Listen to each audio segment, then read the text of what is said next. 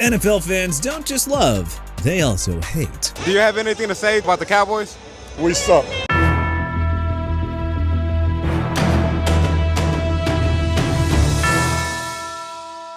Football fans are a passionate bunch. So, how about we take a look at 10 NFL teams that fans love to watch lose? Kansas City Chiefs. As the team that has been on the top of the NFL mountain for the last decade, making 5 Super Bowls in a 6-year span, winning 3 of them. Before winning in 2019, the Chiefs had waited 50 years for that moment. But when they won in 2019, most fans were behind the Chiefs. But now, after the long run of winning, people are just dang tired of them. No one wants to see a player get injured, but when Patrick Mahomes went down last year, there was almost a relief that Kansas City wouldn't be a contender. The second issue plaguing the Chiefs? Well, overexposure. Certain members of the Chiefs are just everywhere. One can't turn on the TV without seeing Mahomes and head coach Andy Reid in some sort of commercial, seeing Travis Kelce on SNL, or on the news globetrotting with his fiancée. Which then brings us to the third reason that fans love to watch the Chiefs fail. Yeah, it's Taylor Swift. Look, I get it. She's a global icon, and the NFL is trying to grow their fan base. But man, there are just a whole lot of football fans who aren't Swifties and just do not enjoy the attention she's given.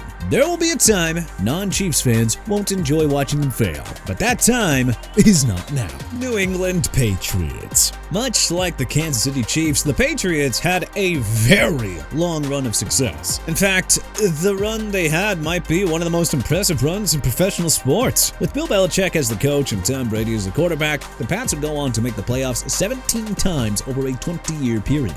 During that era, they made 9 Super Bowls and won 6 of them. That level of dominance is unmatched, and a major reason why non-Pats fans want this team to lose. That desire is also weighted by New England's close association with nefarious methods. Such incidents like Spygate and Deflategate add to the dislike directed towards the Patriots. A third factor is that they don't go away. You see, after a 20-year run of dominance, most franchises would have wound up having to endure a long overhaul and embark on a long-term rebuild. After Brady departed in 2019, the Patriots never embarked on that overhaul. No. While not exactly a Super Bowl contender, they have still remained competitive through 2022. And amazingly, they were back in the Super Bowl in 2025. Not only have the Pats been successful post-Brady, but they were decent pre-Brady too. Starting with the 1994 season, New England has made the playoffs in 23 out of 32 years. Who knows? Maybe if they go away for a while, people won't take joy in their suffering. Las Vegas Raiders. Boy, do people hate the Raiders. So much so that they might be among the most disliked teams in professional sports. The reason for the vitriol directed at the Raiders is, well, for many reasons. They have a history of aggressive play which has alienated fans across the decades. Under the leadership of Al Davis, the Raiders adopted the just win baby philosophy, which resulted in a hard-nosed style of play highlighted by a hard-hitting defense. It's hard to believe that fans would be turned off by physical play in football, but at times the Raiders crossed the line into dirty, cheap hits. In addition, Davis also employed a Raiders versus the world attitude that has brushed other team owners in a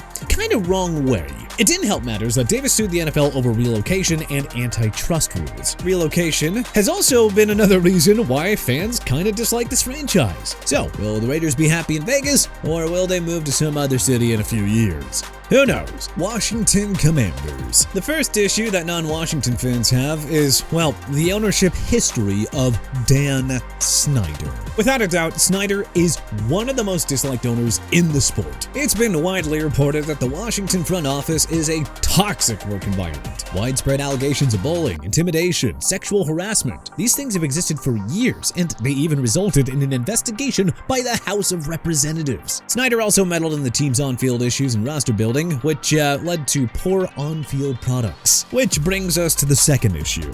The team has just been a shell of its former glorious self with years of mediocre and subpar play. Philadelphia Eagles. The Philadelphia Eagles are an outlier on our list. The vast majority of the other teams on this list have earned their place because of massive success on the field over the years, or shady players, or front office issues, or dirty play on the field. The Eagles have made this list primarily because of their fans. The Philly fan base is notorious for being one of the most passionate, arrogant, and sometimes violent groups in pro sports. First of all, Eagles fans are known for their hostility towards opposing fans. And Philly is not alone in this behavior. I mean, heck, I once saw a group of hockey fans pounce on a fan of the opposing team and rip the jersey off his back. Now that's pretty harsh. But Eagles fans, well, they've done worse. Visiting fans are frequently harassed, bullied, and threatened. There have been times when Eagles fans have enjoyed throwing items from the stands to the field. Over the years, they've thrown snowballs at players, officials, and broadcasters, hurled batteries at opposing players, booed an opposing player's career-ending injury, beat up another team's mascot, punched police horses to celebrate the team's win, and even threw snow and ice balls at Santa Claus. Yeah, this is the history of unruly behavior and poor sportsmanship that has been exhibited by the Philly fan base. So it may not be a surprise to learn that they once had a jail in their stadium. Maybe someday, when hell freezes over and the Eagles fans learn how to behave, their team can come off this list. Pittsburgh Steelers. The Steelers have appeared in 8 Super Bowls, winning 6 of them, including 4 in a 6-year span from 1974 to 1979. That level of success, a .750 Super Bowl winning percentage, creates a lot of animosity towards opposing fan bases, especially because of Steelers Nation. Another contributing factor towards opposing fans' feelings of the Steelers is their fierce division rivalries. The Ravens and the Browns fan bases are just as passionate as Steelers Nation, which can make for hard physical games and, well, an almost bloody rivalry. One final issue plaguing the Steel City is the perceived glorification of players who honestly just don't really deserve it. Terry Bradshaw and Lynn Swann were very nice players, but I mean, take a closer look at their stats and, well, it starts to raise some questions about their legitimacy for the Hall of Fame. Buffalo Bills. The Bills have never tasted Super Bowl glory, and yet fans love to watch this team lose. Buffalo once lost 4 straight Super Bowls, including a heartbreaking 20-19 loss to the Giants in Super Bowl 25 when kicker Scott Norwood missed a last-second 47-yard field goal, aka wide right. If the Bills are such a hard-luck team, why the heck do people like to watch them lose? Well, for one, the media treats the Bills as if they're at the top of the NFL mountain. Every year, Buffalo's picked to win a Super Bowl, but they never do. Additionally, quarterback Josh Allen is everywhere. Look, you can understand why Patrick Mahomes is, everywhere. The guy's won. He's a proven winner. He keeps on winning. Allen, not so much. And until he does, that type of exposure is just going to create a large level of animosity towards players and their teams. Then we got the behavior of the Bills Mafia, which contributes to opposing fans rooting for Buffalo's failure. The Bills have a rabid fan base that can sometimes border on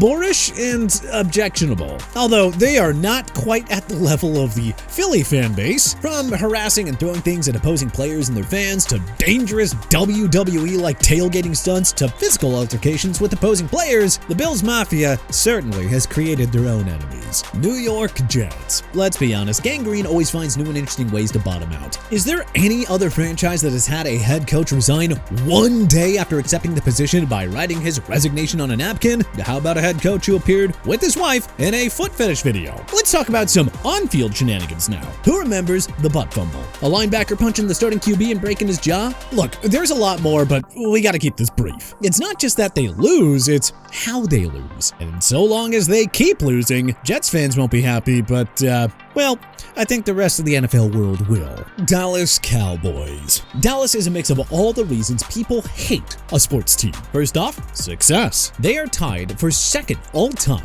with 5 Super Bowl championships, including a run in the 1990s that saw them win 3 in a 4-year span. Second reason, arrogance. The fact that the Cowboys have taken the moniker of America's team and they just run with it, well, that reeks of arrogance. And third, well, it's the annoying fans. You see, despite not winning a Super Bowl in 31 years and counting, Cowboys fans act like a Super Bowl is their birthright. Any team Aaron Rodgers played for. Despite his on-field success, he is incredibly disliked for his, well, off-the-field issues. He has been heavily criticized for a controversy over the COVID-19 vaccine, claiming to be vaccinated when he in fact wasn't, violating the NFL protocols. Several of his views have been viewed as controversial, such as his use of psychedelics, views on alternate medicine, and promoting conspiracy theories. Then you have his public, personal family issues, behavior in the locker room, and being a potential distraction, which have led to some labeling the quarterback as a diva. He is disliked, so much so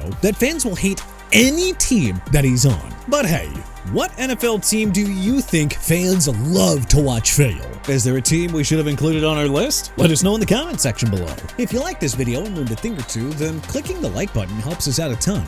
And you know, we really appreciate it. If this is your first time coming around to TPS though, then subscribing is a great idea because we put out videos like this every single day. But as always, thanks for watching, and we'll see you guys next time.